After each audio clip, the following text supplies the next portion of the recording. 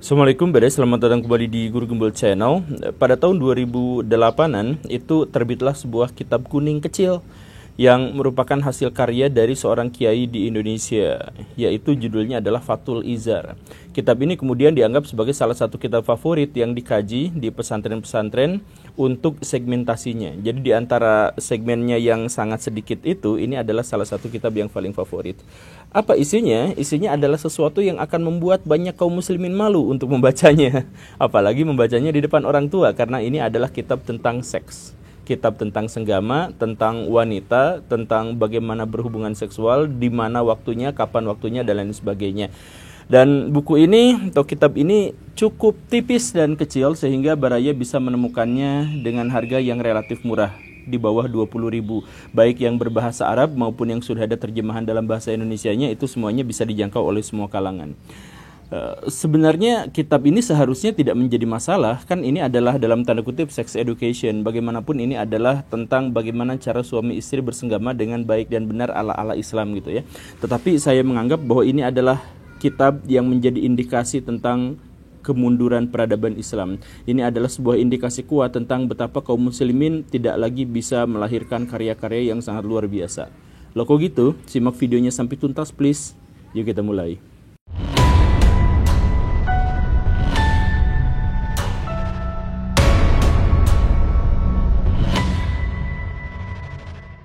Apa yang menyebabkan peradaban Islam sekarang sedemikian tertinggalnya? Ada banyak sekali alasan, ada banyak sekali faktor, dan ini bisa dikatakan sebagai faktor yang sistemik.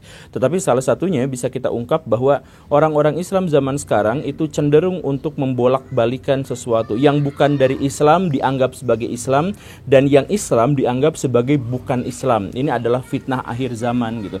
Dan buku ini menunjukkan bahwa sesuatu yang bukan Islam bisa dianggap Islam, bisa disakralkan, dibela mati-matian. Bahkan ketika saya mengkritiknya, saya akan dihujat habis-habisan. Salah satunya saya sebutkan begini ya. Ini adalah contoh betapa sesuatu yang bukan berasal dari Islam itu dianggap sebagai Islam dan kemudian disakralkan. Buku ini langsung di bab-bab awal itu menjelaskan bahwa ada waktu baik dan waktu tidak baik untuk melakukan persetubuhan, dan ini berkonsekuensi terhadap keturunan atau anak yang akan dilahirkan kelak.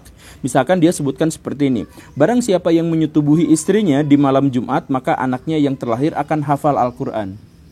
Apa hubungannya hafal Al-Quran dengan kapan dia melakukan persenggamaan? Saya mohon maaf ya, tapi dia disebutkan seperti ini dan dia jelaskan ini adalah waktu-waktu menurut Islam, menurut ahli-ahli hikmah gitu. Kemudian barang siapa menyetubuhi istrinya pada malam Sabtu, maka anaknya yang terlahir akan menjadi gila. Siapa yang bersenggama pada malam Minggu, maka anaknya akan menjadi pencuri dan orang yang zolim. Jadi koruptor, orang zolim dan sebagainya itu lahirnya pasti pada hari atau malam Minggu persenggamaannya. Kemudian kalau misalkan pada malam Senin, maka akan menjadi orang yang fakir miskin tetapi ridho pada qada Allah. Kemudian yang pada malam Selasa, maka anaknya akan berbakti kepada orang tua. Yang malam Rabu, maka anaknya akan cerdas, berpengetahuan luas dan bersyukur. Apakah saya? Oh ya. Kemudian kita lanjutkan. Siapa yang bersenggama pada malam Kamis, maka anak yang terlahir akan ikhlas hatinya. Kemudian yang hari raya, malam hari raya, maka anaknya akan memiliki 6 jari. Ya, diteruskan kalau misalkan bersenggama dalam proses persenggamaan itu suami istrinya sedang ngobrol atau melibatkan obrolan-obrolan verbal, maka anaknya akan menjadi bisu. Kalau misalkan persenggamaan itu di waktu dalam kondisi gelap-gelapan seperti itu, maka anaknya jadi penyihir.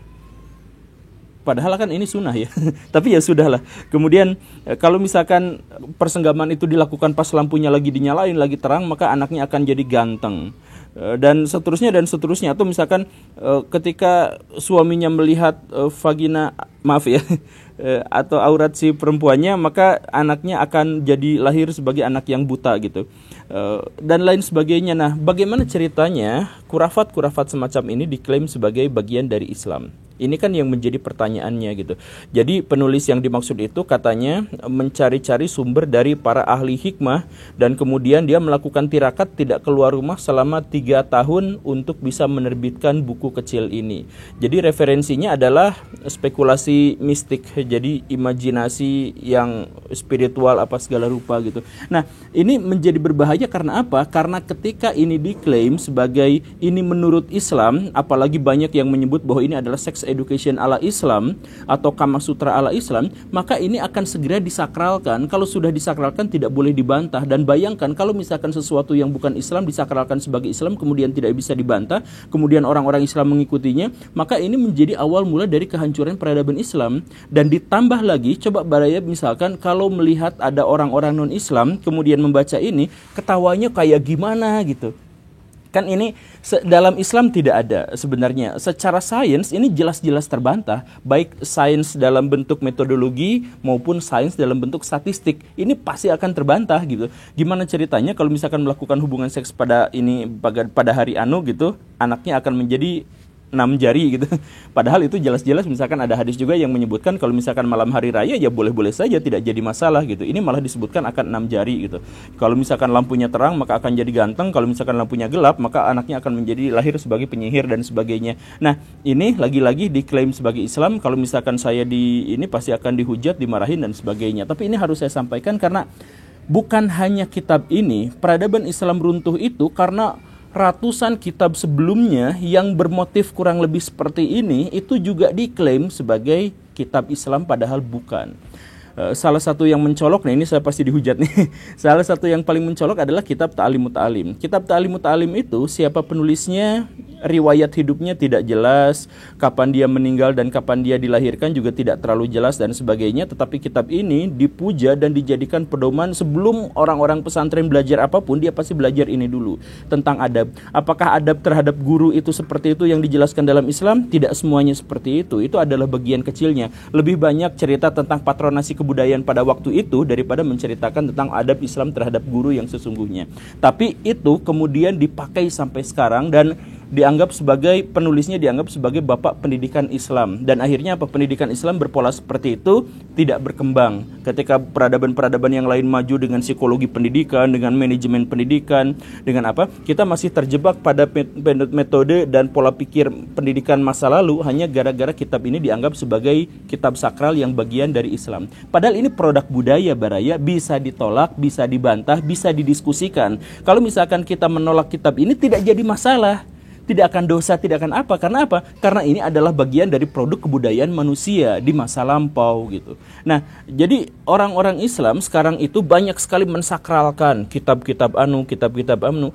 Ya padahal kitab-kitab anu itu hanya gara-gara dia berbahasa Arab dan ditulis oleh orang Arab atau oleh orang yang berbahasa Arab, bukan berarti dia lantas menjadi kitab Islam gitu. Ya kitab Islam yang kita sakralkan kalau mau ya hanya Quran saja, hanya hadis saja, dan yang ruang lingkup itu saja. Kitab fikih misalkan bisa kita diskusikan. Di tempat-tempat fikih itu kan didiskusikan, bukan disakralkan, bukan tidak boleh dibantah, bukan Anda siapa berani mengkritik kitab ini. Ya nggak apa-apa, secara akademis kan seperti itu.